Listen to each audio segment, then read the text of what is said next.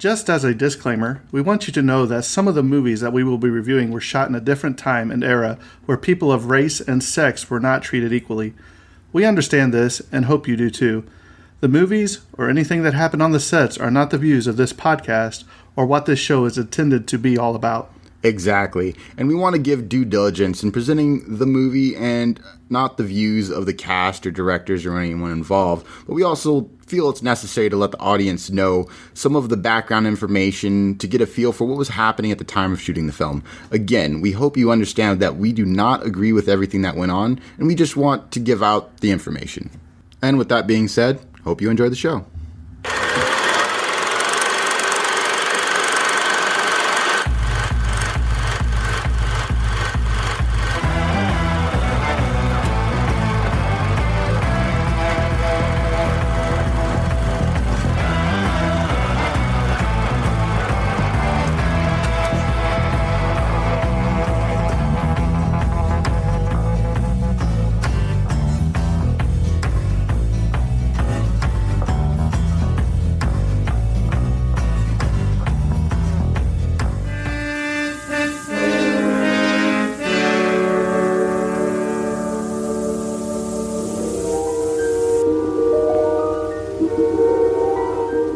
There is a fifth dimension, beyond that which is known to man. It is a dimension as vast as space and as timeless as infinity.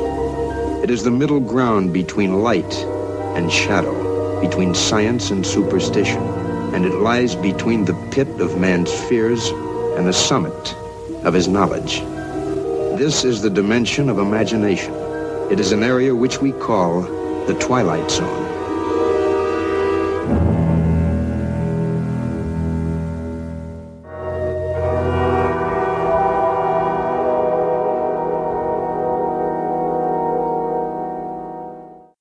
Alright guys, welcome back to the Tragedy of Cinema, the Twilight Zone series. This will be episode number 3. For those of you that are just joining us maybe for the first time, we are actually taking a deeper dive, if you will. I wouldn't say deep dive, but just an overview of each episode of the Twilight Zone, because we feel that the Twilight Zone series kind of changed television.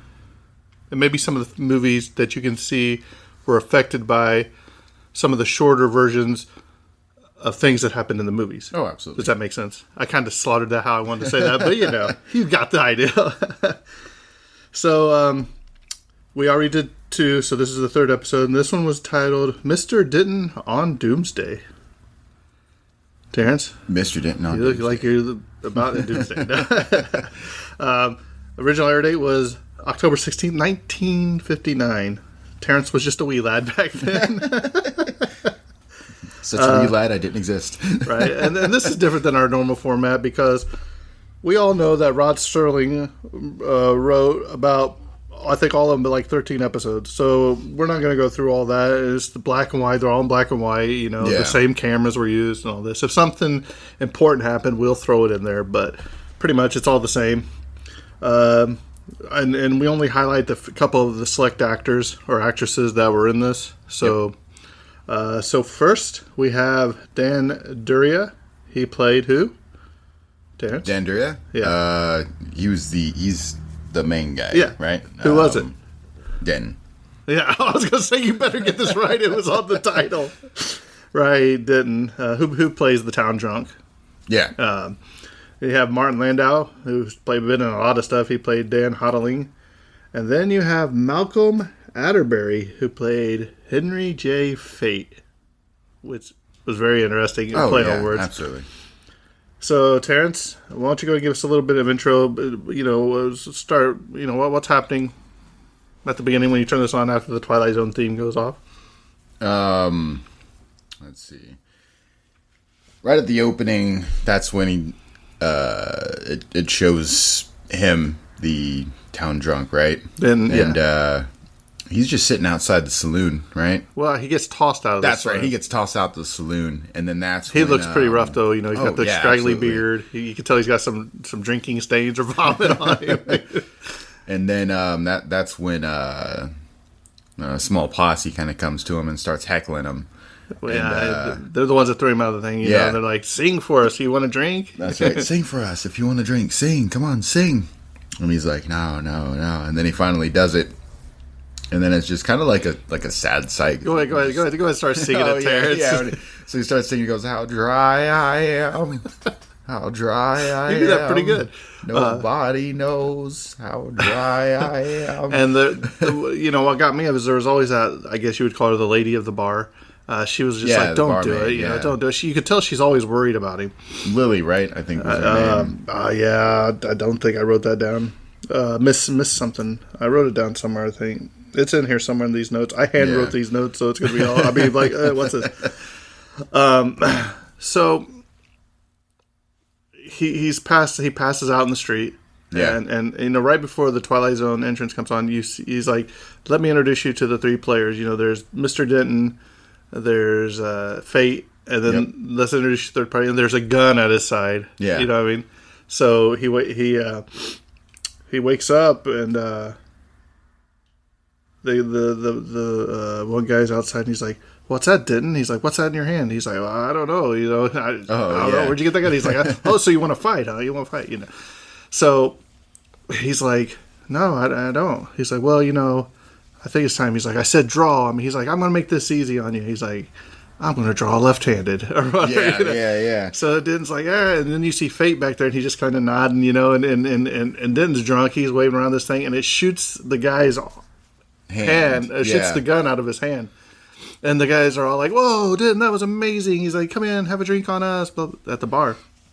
So he kind of starts getting the sort of respect that he used to have. Right. I think he used to be the best gunslinger. Right. And then the reason why he became a drunk was because he just felt bad for the losers of his gunfights. And one of them being a 16-year-old kid. 16-year-old and that kid. was that was when he started drinking. That's when he stopped. He's like, "I shot him. He was in the stomach, bleeding out." And but they tell that right after this, because if you remember the Dan, I call him the bad guy. We'll call him the bad guy. Yeah. He comes back into the bar. And he's like, "Look, Denton," because he's over at the bar. He's like, "Look, I told you it was an axe." He's got the gun. He's like, "I said draw," and he shoots the chandelier, whatever it hits, and falls on him again. So, and then that's when he's like, "I think I'm going to go get a shave and a haircut." And so that's when he tells the story to that lady. I still can't think of her name, about why I started drinking. I haven't been drunk. He's like, "I don't remember how long." He's like, "Now." He's like, "Everybody's going to come after me again." He's like, "They were going to want to challenge me," and he's like, "I don't want to." And that's when he starts. He's like, that's why he gets the shave and everything. He's like, "Well, I want to die with dignity," right? Because he didn't. Plan he knows on somebody's coming, and didn't then plan on winning his next gunfight. Right? Well, if you remember the next that night, I think it's that night. Yeah, that doesn't really say. There's a knock on the door, and he comes over there, and it's two guys. He's like, "Are you?" We're looking for this blonde-haired, tall guy.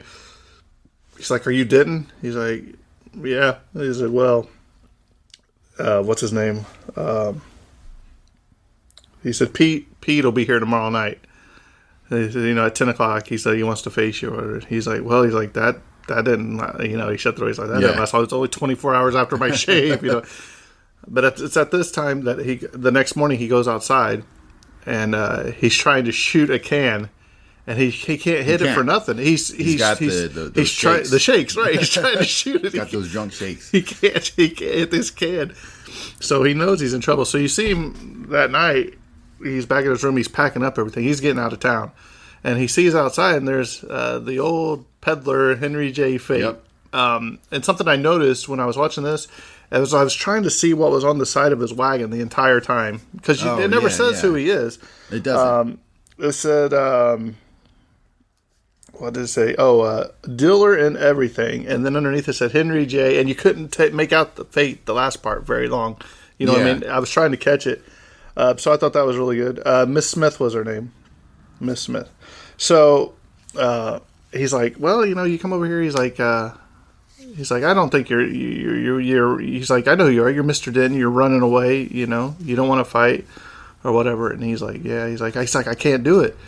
He's like, "Well, let me show you." He's like, "I got potions, I got things." He's like, "I call this my, what do you call this, quick draw elixir or something like that. Yeah. He's like, let's test it out. And he unscrews the cap and he takes it. He's like, test it out. He's like, 1, 2. He's like, there's your target. It's like a lamp, you know. Yeah, he's like, draw. He shoots it. It goes out. And he's like, oh. He's like, here, you just take this.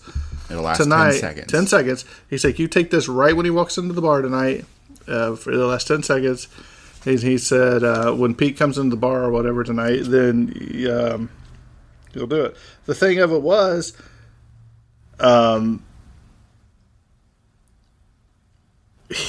my question was, how did he know that? I'm sorry, Grant. That was his name. He said, how did he know about Grant coming for the gunfight?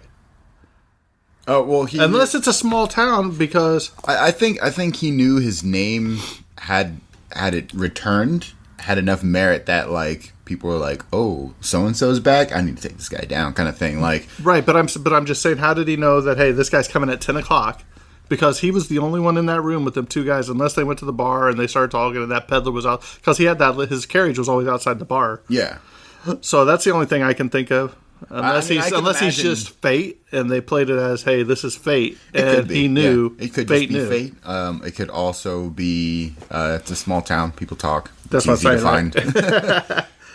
So now, everybody, it fades to where everybody's in the bar.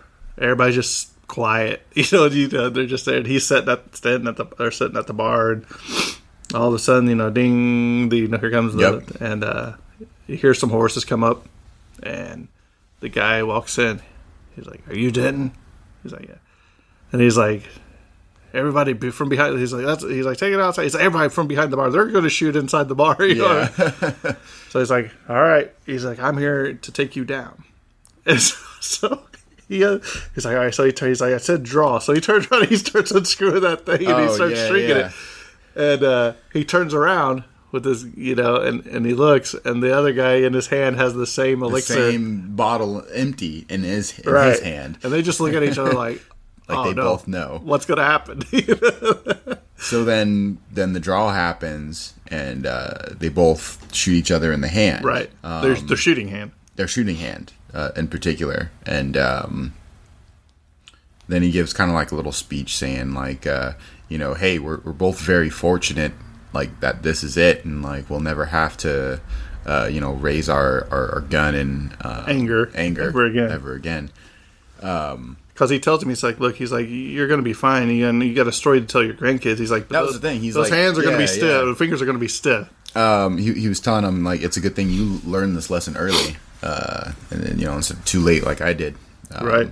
So that was a pretty cool message. A pretty cool little nod to this episode was done in Blazing Saddles by Gene Wilder's kid, Waco Kid. Oh, yeah.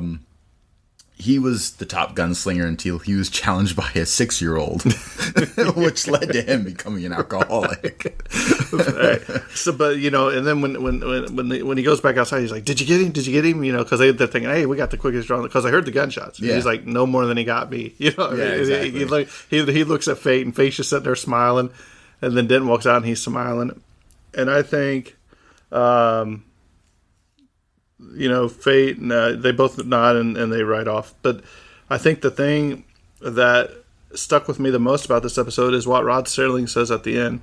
He says, here we had Fate. Fate helps a man climb out of a pit or stops one from falling into one. Yeah. That was the two viewpoints of the two gunslingers. Mm-hmm. I thought that was really well said and real placed, and it just made it all tie together. Oh yeah, absolutely. It was definitely one of the episodes like with a message. I think it was a pretty powerful one. Mm-hmm.